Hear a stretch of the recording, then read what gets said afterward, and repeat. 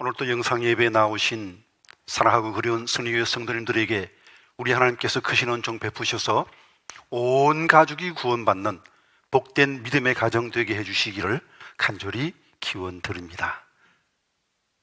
오늘 본문인 베드로 후서는 베드로 전서 다음에 쓰여졌습니다.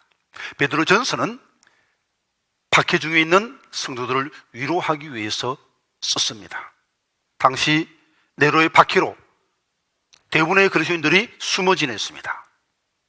그 위급한 상황에서 베드로는 그 성도들을 위로하기 위해서 베드로 전서를 썼습니다. 그리고 두 번째 베드로 후서는 교회 안에 들어온 이단들에 대한 경계를 위해서 썼습니다.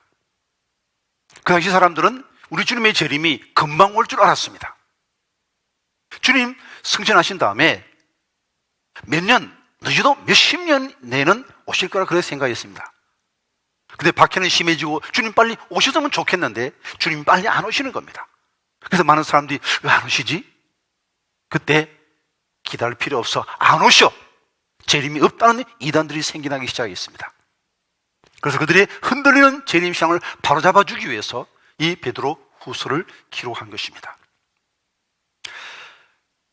3장 10절에서 11절 말씀 한번 같이 읽어봅니다. 그러나 주의 날이 도둑같이 오리니 그날 하늘이 큰 소리로 떠나가고 물질이 뜨거운 불에 풀어지고 땅과 그 중에 있는 모든 일이 들어달라다. 이 모든 것이 이렇게 풀어지니 너희가 어떤 사람 되어야 마땅하냐? 거룩한 행실과 경건함으로.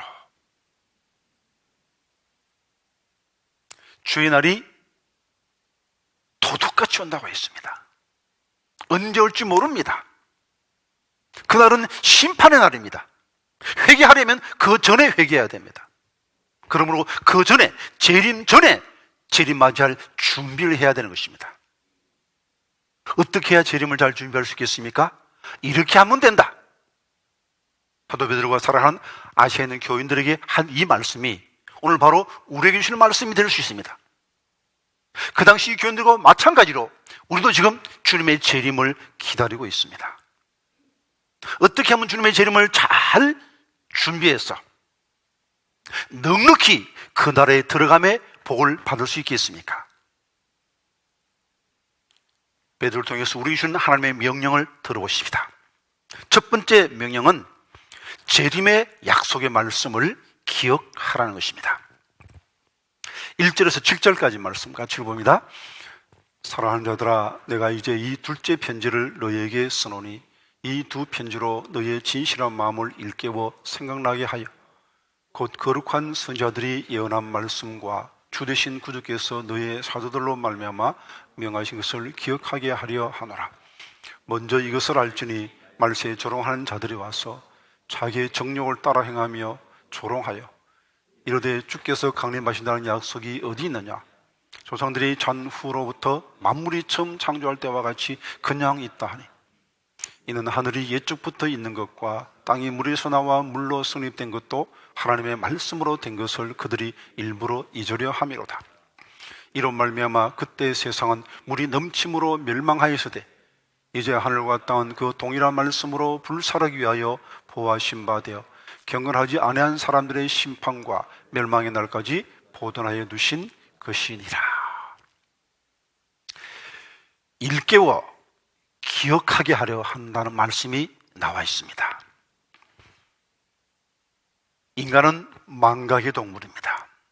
한 번 들었다 그래서, 한 번 알았다 그래서 늘 그것이 내 마음속에 내 삶을 지키는 표준이 될 수 없습니다. 잊어버리는 거예요. 그래서 우리는 자꾸 중요한 말씀을 새롭게 다시 기억해야 됩니다. 그래서 우리가 중요한 내용들은 복습을 하죠. 왜 복습을 합니까? 잊어서 안 되는 중요한 것들은 꼭 복습해서 익혀두고 그것을 내 삶의 힘으로 삼는 것이죠. 여러분, 초등학교, 중고등학교 존경하는 담임 선생님 이름 기억하십니까? 교장 선생님 이름 기억하십니까? 아마 대부분 잊어버렸을 거예요. 동안 안 들었기 때문에.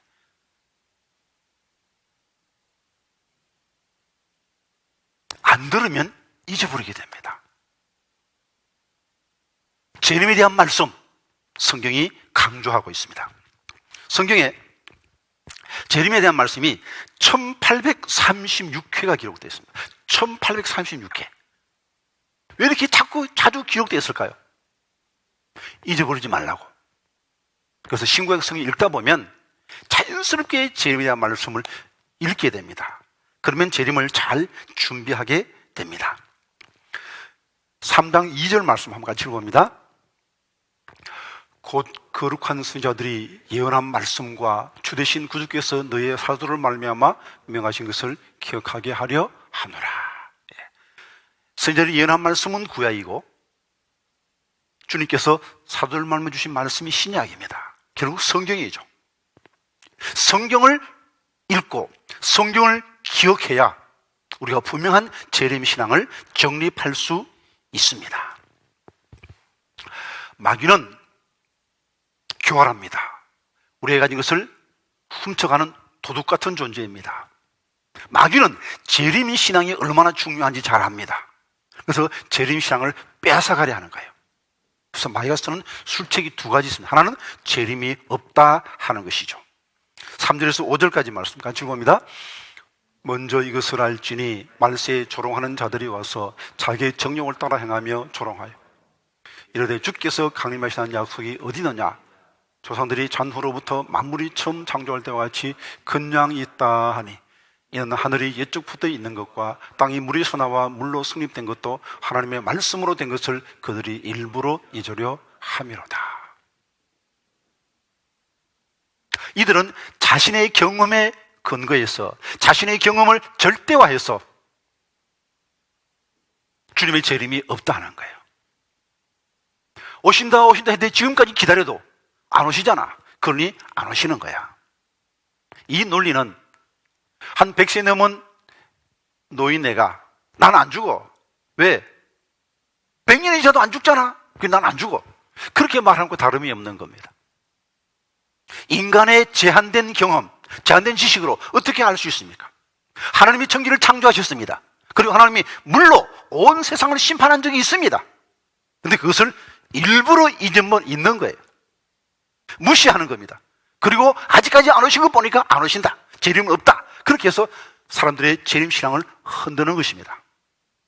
또 하나는 정반대 극단을 통해서 재림 신앙을 흔들어 놓습니다. 그것은 재림을 말하는 것입니다. 말하는데 언제 예수님이 재림하신다? 날짜를 말하는 거예요. 성경은 분명히 그날과 그날 그 시는 모른다고 말하고 있습니다. 마태복음 24장 말씀 한번 같이 읽어봅니다. 거짓 선지자가 많이 일어나 많은 사람을 미혹하게 하셨습니다. 거짓 그리스도들과 거짓 선지자들이 일어나 큰 표적과 기사를 보여 할 수만 있으면 택하신 자들도 미혹하리라. 그러나 그날과 그때는 아무도 모르나니 하늘의 천사들도 아들도 모르고 오직 아버지만 아시느냐. 그날은 하나님 아버지만 아십니다. 그러므로 인성을 가진 인간에게는 그날이 감춰져 있는 겁니다. 왜 그렇습니까? 그것이 유효하기 때문에요. 그래야 매일매일이 이날이 주님의 재림이라는 하고 매일매일을 끼어서 지낼 수 있는 겁니다. 그런데 역사적으로 70회 이상 예수님의 재림이 계속 예언되었습니다. 한번 도표 한번 보십시오. 안식교는 1844년 예수님 재림하게 됐습니다. 몰모원 교회에서는 1891년에 예수님 재림하시다 그랬습니다. 여호와 정예는 1914년, 그리고 한국을 들어서가게 했던 다미성 교회 아주 그냥 1992년 10월 28일 자정 시간까지 정확하게 예언했습니다. 노스트라다무스는 1999년, 그 어빈 베이크스는 2016년 계속 틀린 재림의 날짜가 제시되는 것입니다. 그러면 사람들이 한두 번은 그날 긴장하다가 안 옵니다. 그럼 어떻게 됩니까? 마치 양치기 소녀의 거짓말과 같습니다. 잘한 내용 아닙니까? 양치기 소년이 지루하니까 늑대다, 늑대가 나타났어요. 사람들이 막 어디 뻥이에요. 이놈 다시는 거짓말 안 돼. 근데 한참 있다 또 심심하니까 늑대다, 늑대가 나타났어요. 사람들이 막 어디 뻥이에요. 근데 한참 있다가 이번엔 진짜 늑대가 나타난 거예요. 늑대가 나타났어요. 살려주세요. 사람들이 안 속아. 바로 그걸 노리는 것입니다. 시한부 종말론이 노리는 목적이 무엇입니까? 마지막 시한부 종말론을 이용하는 목적이 뭡니까? 계속 틀린 날짜를 예언하게 되면 몇 번 속으면 나중에 예수님 재림에 들어오면 재림 무슨 안 속아. 이렇게 되는 거예요. 그래서 여러분 언제 말도 안 왔기 때문에 진짜는 안 오신다. 속으면 안 됩니다. 예수님 반드시 재림하십니다. 그러므로 그날을 기다리며 살아야 됩니다. 그날은 불심판 날입니다. 3장 6절에서 7절까지 말씀 같이 봅니다. 이로 말미암아 그때 세상은 물이 넘침으로 멸망하였으되 이제 하늘과 땅은 그 동일한 말씀으로 불사르기 위하여 보호하신 바 되어 경건하지 않은 사람들의 심판과 멸망의 날까지 보존하여 두신 것이니라. 노아의 홍수가 있었습니다. 전 세계적인 심판이 있었습니다. 마지막 날, 이번엔 불로 온 세상을 심판할 날이 있을 것입니다. 그러므로 그날을 기다려야 됩니다. 이 세상이 다 불타버린대요. 다 사라진대요. 그리고 새 하늘, 새 땅을 주신다는 것입니다. 이 땅은 우리의 영원히 살 본향이 아닙니다. 새 하늘, 새 땅이 우리의 본향입니다. 그 새 하늘, 새 땅을 바라보면서 주님의 재림을 기다리며 살아가야 합니다. 재림이 있다는 것을 기억하고 사십시오. 심판의 날이 있습니다. 그날을 기억하며 사십시오. 두 번째로 재림을 사모하라는 것이 주님의 명령입니다. 8절에서 13절 말씀을 같이 봅니다. 사랑하는 자들아, 주께는 하루가 천년 같고 천년이 하루 같다는 이 한 가지를 잊지 말라. 주의 약속은 어떤 일이 더디다고 생각하는 같이 더딘 것이 아니라 오직 주께서는 너희를 대하여 오래 참으사 아무도 멸망하지 아니하고 다 회개하게 이르기를 원하시느니라. 그러나 주의 날이 도둑같이 오리니 그날은 하늘이 큰 소리로 떠나가고 물질이 뜨거운 불에 풀어지고 땅과 그 중에 있는 모든 일이 드러나리로다. 이 모든 것이 이렇게 풀어지리니 너희가 어떤 사람이 되어야 마땅하냐? 거룩한 행실과 경건함으로 하나님의 날이 임하기를 바라보고 간절히 사모하라. 그날에 하늘이 불에 타서 풀어지고 물질이 뜨거운 물에 녹아지려니와 우리는 그의 약속대로 의가 있는 곳인 새 하늘과 새 땅을 바라보도다. 주님의 재림이 없다고 생각하면, 심판이 없다고 생각하게 되면 함부로 행동하게 되죠. 그리고 늦게 오래 생각하면 아직 시간이 있다 생각하고 딴짓하다가 갑자기 주님 도둑같이 재림하시면 그날을 제대로 맞이할 수 없습니다. 그러나 이날이 주님 오신 날인가 깨어서 주님의 오심을 소망하고 살면 바르게 주의 재림을 준비할 수 있습니다. 사모한다는 이 단어는 프로스토카오라는 이 단어의 뜻은 소망 중에 기다린다, 바라보며 기다린다는 것입니다. 여러분, 재림이 기다려집니까? 성경은 분명히 재림을 기다리라고 그랬어요. 신랑이 오신다는 날인데, 나의 사랑하는 신랑이 오시는데, 사랑하는 예수님을 페이스 투 페이스, 얼굴과 얼굴을 대하 맞대면할 그날이 온다는데 그날이 기다리지 않으면 정말 예수 그리스도의 신부 아닌 겁니다. 재림이 두렵다면 내 믿음을 다시 한번 점검해 보십시오. 재림이 기다려져야 됩니다. 그리고 그날을 손꼽아 기다려야 됩니다. 그런데 예수님이 오신다 그랬는데 2000년 전에 이 말씀 2000년 전에 기록된 말씀이에요. 근데 2000년이 지났는데 아직도 안 오시잖아요. 이게 어떻게 된 것인가? 여기에 사도 베드로가 해결책을 제시해 줍니다. 8절 말씀을 같이 읽어봅니다. 사랑하는 자들아, 주께는 하루가 천년 같고 천년이 하루 같다는 이 한 가지를 잊지 말라. 하나님의 시간 계산법과 우리의 시간 계산법이 다르다는 거예요. 하나님은 영원하신 분입니다. 절대자입니다. 초월자입니다. 그러므로 그 하나님의 시간 개념을 내 시간 개념으로 이렇게 착각하면 안 됩니다. 경우에 따라서는 우리는 하루 같다고 생각하는데 하나님은 천년같이 길게 보시고, 우리는 천년 같다고 생각하는데 어떤 때로는 하나님은 하루같이 보시기도 합니다. 하나님의 계산법이 우리의 계산법과 다르다는 것을 염두에 두어야 합니다. 어떤 사람이 꿈에 하나님을 만났답니다. 그래서 물었습니다. 하나님께는 이 땅의 천년이 하루 같다면서요. 그러면 하나님, 이 땅의 10억은 하나님께는 뭐와 같습니까? 10원과 같다. 아, 그래요? 하나님, 나 10원만 주세요. 하나님이, 그래? 하루만 기다려라. 여러분, 나의 이 작은, 이 좁은 안목으로 하나님의 행사를 평가하지 마십시오.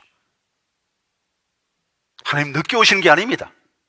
하나님이 지체하시는 데 이유가 있습니다. 그것은 한 사람도 빠짐없이 모든 사람을 다 구원하기 원해서 그런 것입니다. 모든 사람이 회개하기 위해서 하나님이 기회를 주시는 겁니다. 그런데 하나님이 모든 사람이 다 회개하기를 원하시면 모든 사람이 다 회개합니까? 그건 아니거든요. 아니, 하나님이 원하시는데 안 될 수도 있습니까? 그렇습니다. 하나님이 원하는데도 안 되는 게 있는데 그것은 바로 인간의 마음입니다. 하나님이 인간을 창조할 때 자유의지를 주셨습니다. 그 자유의지를 하나님이 침범하고 하나님의 마음대로 인간의 마음을 바꿀 수 있다 그러면 인간은 로봇에 불과한 것이죠. 하나님은 스스로 만든 규율을 깨뜨리지 않습니다. 인간의 자유를 주시고 인간에게 그 자유의지를 행사할 수 있는 기회를 주신 겁니다. 그러므로 회개는 스스로 해야 됩니다. 하나님의 회개를 돕도록 코로나19 같은 자연적 재난을 주시고 선제를 통해서 복음을 주시고 그리고 오래 기다려 주심으로 회개의 기회를 주십니다. 그러나 회개는 스스로의 의지로 해야 되는 것입니다. 스스로 하나님께로 돌아와야 되는 것입니다. 여러분, 탕자의 비유를 보십시오. 아들이 돌아오기를 바라는 아버지의 소원이 있습니다. 그 소원을 어떻게 이루는 겁니까? 기다려주는 거예요.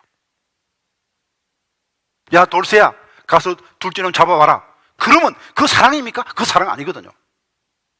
돌아올 때까지 기다려주는 것이 진정한 사랑인 것입니다. 그러므로 우리는 주의 날이 오기를 기다리며 우리에게 주어진 그 시간을 열심히 전도의 기회로 삼아야 됩니다. 주님이 오십니다. 주님 오시기 전에 회개해야 됩니다. 주님 오시기 전에 예수 믿어야 됩니다. 특별히 믿지 않는 가족이 있으면 간절한 마음으로 전도해야 됩니다. 주님 오시면 더 이상의 회개의 기회는 없기 때문입니다. 그리고 세 번째로는 예수님과의 관계에서 성장해야 됩니다. 14절에서 18절까지 말씀 같이 봅니다. 그러므로 사랑하는 자들아, 너희가 이것을 바라보노니 주 앞에서 점도 없고 흠도 없이 평강 가운데서 나타나기를 힘쓰라. 또 우리 주의 오래 참으심이 구원이 될 줄로 여기라.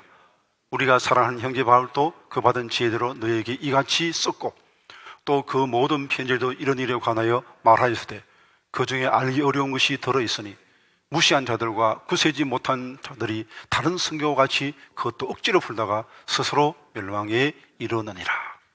그러므로 사랑하는 자들아, 너희가 이것을 미리 알아선즉 무부한 자들의 미혹에 이끌려 너희가 구세에서 떨어질까 삼가라. 오직 우리 주 곧 구주 예수 그리스도의 은혜와 그를 아는 지식에서 자라가라. 영광이 이제와 영원한 날까지 그에게 있을지어다. 예수님을 아는 지식에서 자라나라, 이렇게 말씀하고 있습니다. 이 안다, 야다, 히브리 야다는 결혼 관계를 의미한다고 제가 몇 번 말씀드렸습니다. 여러분, 안다는 것은 단순한 지식적인 알미 아닙니다. 경험을 통해서, 인격적 관계를 통해서 예수님을 알아가야 하는 것입니다. 대전에 있는 어느 장로님 이야기입니다. 이 장로님이 중학교 교사예요. 그런데 하루는 한 학생이 면담 요청을 했습니다. 그것은 무엇인가 궁금한 생각 가지고 면담을 임했는데 한참 면담하다 보니까 이 중학생이 자기에게 전도를 하는 거예요. 기가 막혀서, 야, 내가 장로야. 아니, 압니다. 아까 장로한테 전도해? 예. 제가 존경하는 선생님이 기독교 장로인 것이 너무너무 안타까워서 전도하는 겁니다. 알고 보니까 이 학생은 신천지에 빠진 학생이에요. 하도 기가 막혀. 그래? 그러면 신천지가 어떤 건지, 왜 좋은지 한번 써봐라 하고 종이 한 장 줬답니다. 적서 그냥 쫙 써내려가는데, 한 장 더 주세요. 또 줬습니다. 한 장 더 주세요. 또 썼습니다. 한 장 더 주세요. 내린 넉 장을 쓰더란 거예요. 이게 신천지의 기본 교리가 어떤 것이지, 왜 신천지가 좋은지, 자신의 비전이 어떤 것이지 쫙 써내려가는데, 이 장로님이 충격을 받으셨어요. 이 장로님은 교회 중등부 교사입니다. 그래서 주일날 교회에 가서 자기 학생들에게 똑같이 해봤습니다. 종이 한 장씩 주면서 예수에 대해서 왜 예수를 믿는지 그 이유를 한번 써봐라. 예수님이 어떤 분인지 한번 써봐라 했더니 한 장을 넘기는 학생이 한 사람도 없더라는 것이죠. 어떤 학생은 한두 줄밖에 못 쓰더래요. 여러분은 어떻습니까? 여러분의 자녀는 어떻겠습니까? 예수 똑바로 믿어야 됩니다. 똑바로 믿지 못하면 이단에게 미혹됩니다. 무식하면 속습니다. 공부해야 돼요. 말씀을 공부해야 됩니다. 예수님을 더 알아야 됩니다. 그래서 어떤 유혹이들도 미혹되지 않게 실력을 길러야 되는 겁니다. 주 예수를 믿어라. 그리하면 너와 내 집이 구원받으라 했습니다. 우린 결코 나 자신의 구원으로 만족할 수 없습니다. 온 가족이 다 구원받아야 됩니다. 그래서 내 자녀에게 하나님의 말씀을 분명히 가르쳐야 됩니다. 노아의 홍수를 기억하십니까? 아마 열심히 전도했겠죠. 아무도 듣지 않았습니다. 그러나 적어도 노아는 자신의 가족은 다 구원했습니다. 노아의 가족은 한 사람도 빠짐없이 다 구원받았습니다. 근데 롯의 경우는 어떻습니까? 소돔 고모라가 불심판받을 때 롯은 아내와 두 딸만 도망쳐 나왔다. 그리고 아내는 뒤돌아본 거로 죽었습니다. 다 구원받지 못했습니다. 그 딸과 약혼했던 사위들은 다 구원받지 못했습니다. 형식적인 신앙 가졌다고 다 구원받는 건 아닙니다. 열처녀의 비유를 기억하시죠? 열처녀들은 다 준비가 되어 있다고 생각했습니다. 그래서 신랑을 기다린 겁니다. 막상 왔을 때 5명은 합격, 5명은 불합격. 왜? 불합격한 5명은 덩어리 있었지만 그 속에 기름이 없었다는 겁니다. 기름이 무엇을 의미합니까? 성령을 의미합니다. 집사가 되고 출석하고 헌금하고 봉사하고 이게 다 형식입니다. 내용은 무엇입니까? 성령의 인도함을 받는 겁니다. 성령의 다스림을 받는 겁니다. 날마다 성령의 인도함 받고 삽니까? 날마다 성령님께 순종하고 있습니까? 이것이 있어야 산믿음을 가진 자입니다. 산믿음은 시간이 갈수록 점점 성장하는 겁니다. 갈수록 주님을 점점 더 많이 알아가야 됩니다. 갈수록 주님을 사랑하는 사랑이 더 커져야 됩니다. 갈수록 주님이 사랑하는 이웃을 더 사랑해야 됩니다. 갈수록 주님을 닮아가야 합니다. 이것이 내 속에 있는가? 다시 한번 점검해 볼 수 있길 바랍니다. 주님의 재림을 점점 다가옵니다. 그 재림을 잘 준비하기 위해서 재림이 있음을 기억해야 됩니다. 그날을 사모하며 기다려야 됩니다. 그 더 깊은 주님과의 관계에서 순종 속에서 그 관계가 계속 성장해야 됩니다. 이 땅에서 주님께 순종하고 그리고 주님 오시면 주님 주시는 그 새하늘 새 땅, 주님 만드신 그 새 집에서 영원토록 주님을 사랑하고 주님을 순종하며 살아가는 복된 믿음의 사람들 다 될 수 있기를 간절히 기원드립니다.